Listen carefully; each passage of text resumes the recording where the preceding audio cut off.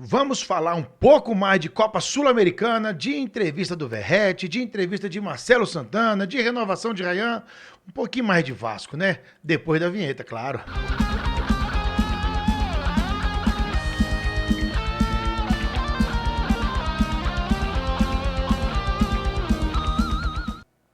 Salve família vascaína, tudo bem com vocês aí? Benjamin Júnior de volta aqui na área para mais um canal, para mais um vídeo pro canal Vascaíno Júnior. Já peço a gentileza, deixa o like no início do vídeo para ajudar esse canal aqui a chegar a mais vascaínos, ou pelo menos esse vídeo, né? São conteúdos diários de Vasco da Gama, explorando, né, as notícias, trazendo opinião, né, e já filtradas para que você fique bem informado e de maneira verdadeira. Vamos começar o vídeo, gente. Não vou começar de um jeito diferente aqui, infelizmente, mas toda vez que tiver algo desse tipo no futebol, eu vou tentar trazer aqui, porque se tem uma coisa que é a essência do vascaíno e que é contra tudo isso que esse senhor vai falar aqui agora, né? Enfim, desculpa se você vai ter dor no estômago, mas vamos lá. Libertadores sin equipo brasileño. ¿Sin qué? Sin equipos brasileños. Eso sería como Tarzán sin chita. Imposible. Seria o Tarzan sem a chita. Ou seja, seria a Libertadores sem os times brasileiros. É simples, gente. Você vê como é que a Conmebol trata o assunto racismo. Né? Qualquer coisa de racismo, nada. É uma notinha de repúdio, é uma advertênciazinha. Agora, isso foi o presidente do Palmeiras falou. Atrasa 1 minuto para entrar em campo. $100 mil. Torcida solta um sinalizador que pode matar. E matou, né? A torcida do Corinthians mesmo teve um episódio desse. Um menino, acho que lá na Bolívia, morreu por causa de um sinalizador. Então, tudo a Conmebol, eu vi que, por exemplo, o Fábio Azevedo, o canal dele, que ele falou que em jogos da Conmebol, ele não pode, com o celular dele, gravar vídeo mostrando ele próprio usar isso no canal. Ontem mesmo, eu estava transmitindo, né, a fase de grupos aqui, eu peguei a imagem da Conmebol e deixei no mudo. E eles derrubaram minha live, o YouTube veio, né, não me deu uma advertência, mas falou que aquilo lá estava errado. Que se eu cometesse de novo nos próximos 90 dias, seria uma advertência. Eu recorri, né, expliquei, eles acataram a minha decisão. Hoje a live voltou, né, para a plataforma, só que aí eu deixei ela privada, porque ela ficou cortada, né, no meio, eu abri uma outra live em seguida. Então, assim, a senhora Conmebol é uma leoa, né, para tudo que é contra o assunto. Agora, falar de racismo, é assim, gente, algumas coisas explicam, né? Outras não, né? O que acontece? Hoje, você pega o Brasil com todas as dificuldades, não quero entrar na seara política não, por favor, mas você vê o Brasil, principal economia da América do Sul, os times brasileiros dominam amplamente o futebol sul-americano, não é de hoje, né? Já são 6 Libertadores seguidas, né? Nos últimos, você pegar aí os últimos 20 anos aí, o Brasil tem uma ampla maioria. A diferença hoje de um time brasileiro para um time argentino é abissal, é muito grande, o investimento e tudo mais. Lá o único time lá que passa de um orçamento de 100 milhões de reais é o River Plate, então a diferença é muito grande, tá? Mas o que eu quero dizer com isso? O atraso, talvez de cultural de uma galera aí, não estou falando só de Argentina, estou falando de Paraguai, estou falando porque o racismo ele está impregnado e engessado aqui na América do Sul. O único país que tem afrodescendentes é Brasil, Equador, Colômbia, né? Venezuela também ali. Agora, daí para baixo, que é isso, gente? A gente vê de maneira recorrente. Teve um rapaz agora do Palmeiras, o cidadão com uma criança no colo imitando um macaco pro cara. Esse cara vive aonde, gente? Então, eu acho que a gente tem sim que levantar todas as vezes. Não é questão de lacrar, tá, gente? Tem muita gente que fala assim, mas tá lacrando. Não tô lacrando porra nenhuma, não. Sei nem quem vai ver meu vídeo. Só estou falando pra você que tá vendo que a gente simplesmente, toda vez que acontecer esse tipo de episódio, a gente tem que falar e repudiar. Todas as vezes. A gente vai fazer o quê? Na verdade, quem tem que fazer isso são as autoridades. A Conmebol tinha que desclassificar o time. Tinha que deixar um ano a torcida fora dos estádios, né? Se o time não... Eu falo desclassificar o time, mas eu vou ser incoerente. Às vezes o time não tem a culpa. Mas agora tem que pegar, identificar esse torcedor e denunciar ele. Levar ele para as autoridades competentes do país. Agora, se isso não for crime lá no país onde ele cometeu, que a Conmebol tome a providência. Que puna, falou, agora você não vai ter torcida então. Ou então o time vai perder 1 ponto, 2 pontos, 3 pontos. Vai ser eliminado. Enfim, esse é meu recado, tá bom? Desculpa aí se você achou que eu lacrei. A intenção não é essa. O negócio aqui é muito marcante. O cara falar que jogar a Libertadores sem os times brasileiros é como o Tarzan sem a macaca Chita. Então, quer dizer, nós somos os macacos, né? Parabéns para esse senhor aí. Daqui a pouco ele vai vir, desculpa, eu não quis dizer isso. Não, disse, tem dessa desculpa. Parecia inofensivo. É por você achar inofensivo que o negócio é tão grave. Tá vendo? Para você é normal chamar os outros de macaco. Parabéns. Vamos lá. Tem que respirar fundo, né? Vamos lá, gente. Ontem vocês puderam acompanhar aqui no canal, também amplamente divulgado nas mídias aí, né? O sorteio da Copa Sul-Americana 2025, que ficou dessa maneira aí. O grupo A, Independiente Guarani do Paraguai, Nacional Potosí, Boston River. No grupo B, Defensa e Justiça, Universidade Católica, Cerro Largo e Vitória, né? Vitória da Bahia.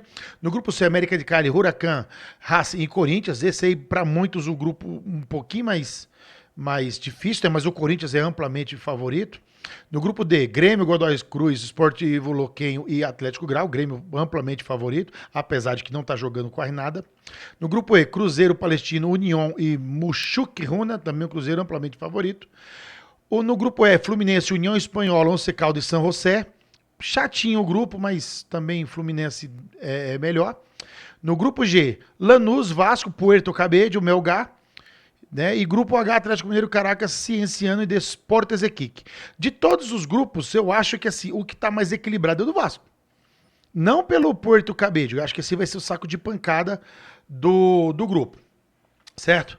O Melgar também não tem qualidade técnica, mas a gente vai jogar em Arequipa, 2.300 metros. Não é aquela altitude de Cuscos, né, de La Paz, né, aquela coisa de mais de 3.000 e tantos metros lá, mas é uma altitude, pode afetar. Então, torna-se aí, né, um time um pouco mais, né, como é que eu falo assim, né, perigoso de se enfrentar. É o líder do campeonato peruano, né? Tudo bem que o recorte é pequeno, são 4 jogos, 4 vitórias. 100% de aproveitamento para o Melgar. O Porto Cabello, ele é 5º no campeonato venezuelano, né, que já é fraquíssimo.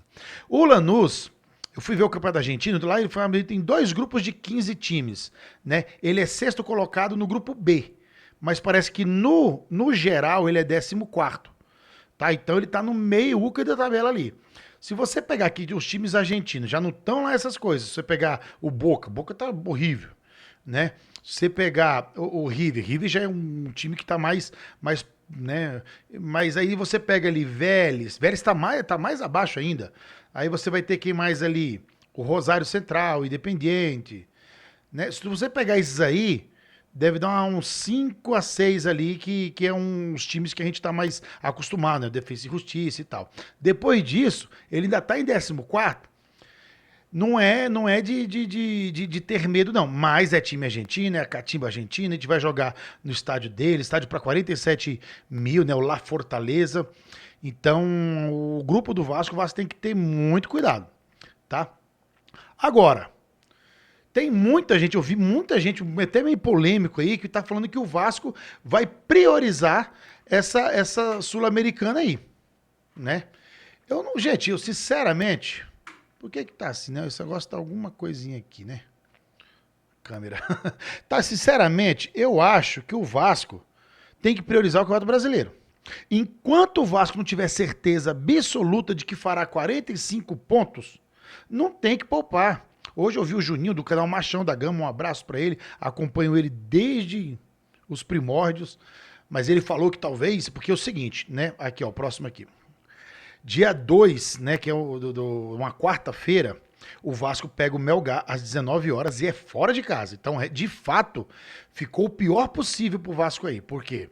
O Vasco joga no domingo, dia 30, contra o Santos, 18 horas, em São Januário.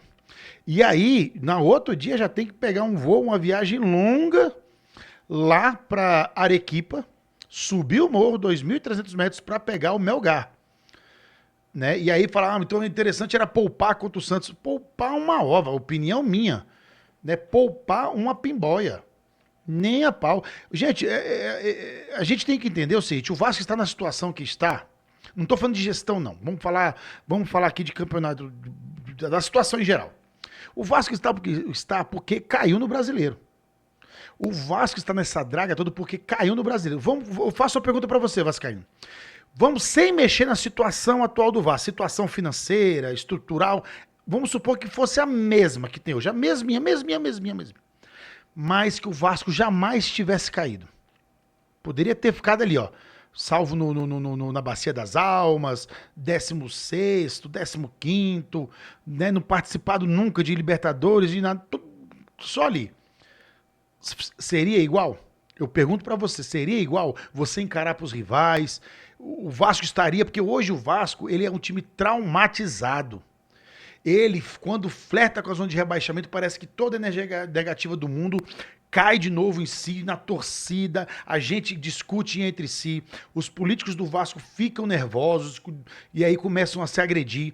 Não acompanho tanto os outros times aqui, mas quando eu pego uma hora ou outra vendo canais de outros times, você não vê os caras se agredindo. Aqui no Vasco, se tu pegar Chicão, o Careca, o Russo, entendeu? Como é que é, cara? O Laureano, o Leonardo Baran. Gente, é uma baixaria esses caras falando uns dos outros. O Careca é todo dia, Pai Carlos. E eu assisto todos. Eu acho que todos, em dado momento, têm a sua razão. E de fato, quando você pega o Careca ou o Chicão criticando alguns outros vascaínos aí, né, o Pai Carlos, de fato, você pega alguns canais aí que são fantasiosos, os caras, poxa, comemora a família, tá tudo certo. Cara, umas capas de vídeo que levam o torcedor, caramba, deixa eu ver. E aí o cara vem com todo o otimismo do mundo. Tudo bem, a estratégia dele. E de fato, esses canais são os que mais têm visualizações, que mais têm inscritos. Não é o meu estilo. Eu gosto de falar abertamente, olhando no olho ali e dando minha opinião. Agora, os rebaixamentos do Vasco é o que deixaram o Vasco nessa situação calamitosa. Não estou nem falando de receita, porque realmente, quando você cai, você perde receita. Mas isso o Vasco sofreu na última vez. Até a última vez que o Vasco caiu em 2015, o clube, se mantivesse pelo menos o primeiro ano, não caía a receita, ele recebia a mesma coisa. Agora, se você tivesse a repetência, aí caía. Aí o Vasco sofreu nos últimos anos agora, né? Mais ainda. Então, como é que você vem falar pra mim que o Campeonato Brasileiro não é? Ah, mas você pode falar, assim, se você quer ser campeão, talvez a Sul-Americana seja mais fácil. E é. Eu acho a Sul-Americana mais fácil do que o Campeonato Carioca. Aí você fala, pô, tu tá maluco, é? Quer dizer, então, que jogar com o Lanús é mais fácil do que jogar com o Maricá. Eu não estou falando de jogar, eu estou falando de vencer. Entendeu? Porque você não tem o Flamengo na Copa Sul-Americana.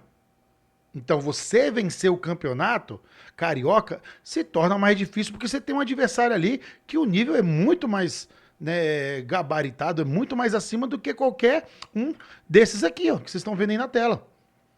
Então, eu quero sim ser campeão da Copa Sul-Americana, espero que o Vasco invista na Copa Sul-Americana, que invista na Copa do Brasil. Agora, não dá pra vir aqui poupar jogador no Campeonato Brasileiro pra jogar a Sul-Americana. Não dá. Vai acontecer isso? Pode acontecer.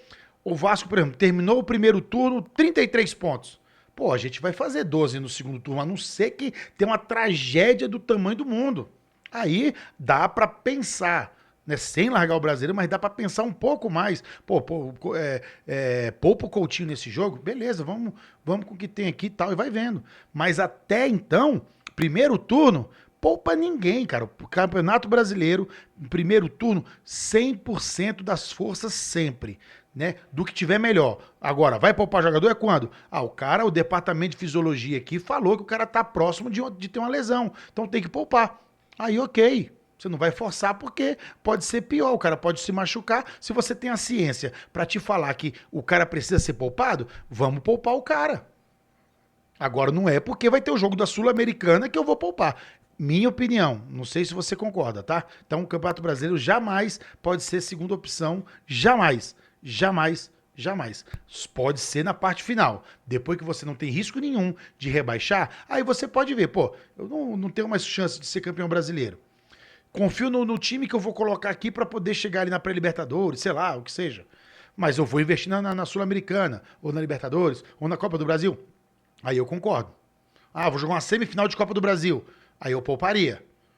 Entendeu? Nessa ocasião. Agora, primeira rodada da Sul-Americana, fase de grupo, eu vou poupar na primeira rodada aqui valendo, e sabendo que o Vasco tem boas chances de vencer o Santos, não é que seja favorito, né? Porque joga em casa e o time do Santos não é tão superior ao time do Vasco. Já falei que o elenco até é equivalente, mas o time tá mais entrosado, tá melhor treinado do que o Vasco de Carille. Então a gente tem uma possibilidade de vencer o Santos, de fazer 3 pontos, e eu vou jogar fora? Pode ser que talvez eu passe até contra o Corinthians. Tu vai jogar na Neoquímica Arena, é pouco provável que o Vasco tire pontos do Corinthians lá. Aí talvez até pensando nisso aqui, mas isso aí é pensando em se não tiver outra saída. Se tiver que poupar, aí eu pouparia contra o Corinthians, não contra o Santos. Ué, o jogo que eu tenho mais chance de ganhar, eu vou poupar? Então não é bem assim, tá, galera? Então tá aqui, ó. Dia 2 de abril o Vasco pega o Melgar, né? Não é uma quarta-feira, 19 horas, graças a Deus, melhor horário pra mim. Tá, o jogo termina às 21, dá tranquilo de você fazer um pós-jogo, tomar um banho e deitar tranquilo, né? Aí já na outra semana, né, na outra quarta-feira, o Vasco recebe, provavelmente em São Januário, o Porto Cabedelo, tá? Então, você pode ver, se o Vasco ele consegue um resultado legal lá já com o Melgar, que é um jogo difícil, fora de casa e com altitude, ele provavelmente vai fazer também mais 3 pontos contra o Porto Cabedelo, certo? E aí depois, na outra semana ainda, né, acho que depois 2 semanas depois, recebe o Lanús, em São Januário também. Então olha que importante, se o Vasco consegue esses 3 pontos contra o Melgar, provavelmente faz mais 6 pontos aqui. E tem que fazer, porque depois o Vasco vai sair para jogar contra o Porto Cabedelo, ok, esse daí é factível ganhar, certo? E depois sai para jogar contra o Lanús lá fora, esse é difícil, e encerra a fase de grupo no dia 27, na terça-feira, contra o Melgar, em São Januário, às 19 horas também, tá? Então, o grupo tá difícil? Tá chato, mas se o Vasco melhorar, o problema é o próprio Vasco, entendeu? Porque assim, nós temos o elenco ali que é melhor do que os demais. O do Lanús, que é o time mais capacitado aí, o camisa 10 dos caras tava no Coritiba, né? Eu esqueci o nome do mal acabado aqui. Que o Coritiba é rebaixadíssimo, né? Então não vê que é um grande jogador. Aí ele vai lá e mete 2 gols no Vasco. Boca de suvela, tá? Mas é isso, gente. Era isso que eu queria trazer pra vocês.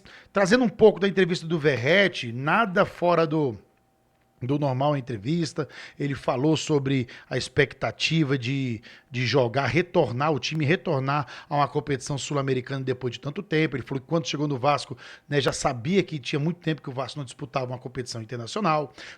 Perguntaram ele sobre artilharia, né? Ele já foi artilheiro da Copa do Brasil ano passado, foi artilheiro do Carioca, né? Empatado em gols com o Germancano e com o Max, do Sampaio Corrêa. No entanto, ele precisou de menos jogos para fazer os 6 gols, né? Então a melhor média de gols é a do Verratti do Campeonato Carioca, né?